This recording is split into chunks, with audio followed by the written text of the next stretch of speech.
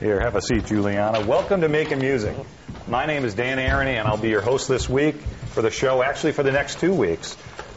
This is my co-host this week, Jeremy Epp, who's our store historian, everything that has to do with heavy metal, and Juliana's joining us today. And welcome to the show. I'm glad you could join us. That was awesome, by the way. I have to tell you that, yes. Thanks. Now, the band took off, but tell us who was playing, and we'll introduce them later when they come back on. But we had Scott on vocals. Yeah, Scotty on lead vocals, and my dad, Thomas Tarter, on bass, and Mike Osborne on drums. All right. His name's Osborne? Oh, sweet. Now, what song was that you played just Flying then? High Again off the Diary of a Madman album. Okay. Yes, Flying High Again is definitely one of the staple Rhoads songs for sure, along with, of course. What you'll be playing later. Yeah, and of course next week Scott's coming back, and we're going to do an interview with him next week, and you're going to be playing again for us, which will be a lot of fun. So, but tell us, you've gotten to, you're into Randy Rhoads, and you followed his stuff. Why Randy Rhoads?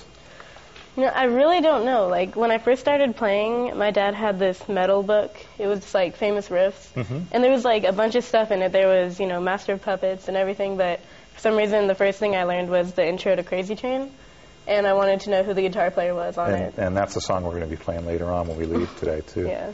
So, now there's some kind of mystique about that, I mean, just that F-sharp riff. Just gets everybody. Everybody wants to know how to play that. Yeah. Well, I'd never heard the song before, though, when I learned it. Wow. So you actually learned the song before you heard it? Yeah. Wow. What did you think when you heard it for the first time? When I heard it, I was, in shock. That's exactly how I played it. I was like, wow, that's amazing. When I heard the solo, I was like, I'm going to play that someday. So. Awesome. Yeah, I remember that, too. Now, when did you start playing? What age? Around 14, I'm pretty sure. So it was probably maybe a month or so before I was 14, I think. So you're 16 now? Yeah. So you've accomplished this all in a matter of a couple of years.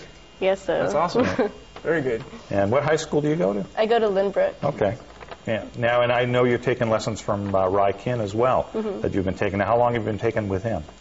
Probably a year and a half after I started by myself. So I'm not sure how long, but around a year and a half, I guess. Yeah. So.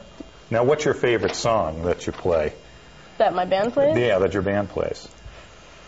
Probably Crazy Train. Either that one or I don't know. Is that the one you usually close with? Yeah, we always close with Crazy Train. Yeah. So. Oh, how cool. And I dedicate it to Randy Rhoads. So. Yeah. And we'll show some pictures later on. We'll have you meeting Dolores Rhoads, of course, and then her brother, and Randy's brother, Kelly. And we'll have some pictures later on that we'll show with that. Now, what's the hardest song that you've had to learn?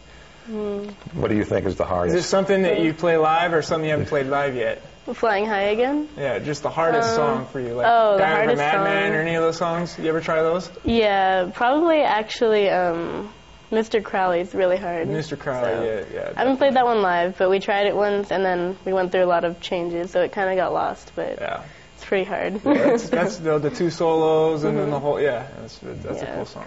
Now, how did you come to meet Dolores and Kelly Rhoads? Now, I want to know that, too.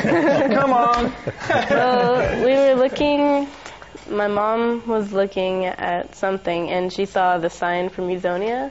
So she called the number that was on the sign, and they just started talking for a really long time, and she ended up wanting to meet me. So really, just a simple phone, because you guys are very nice people. So I mean, my mom's the people person. The people, yeah. And we want to thank your mom for setting this whole thing up. Your mom Lois, and I wouldn't she be anywhere has been without her. Awesome this whole time. Yeah. She's like Sharon Osbourne. She's the manager. Yeah, that's right. Well, she's a good manager to have too. Yeah.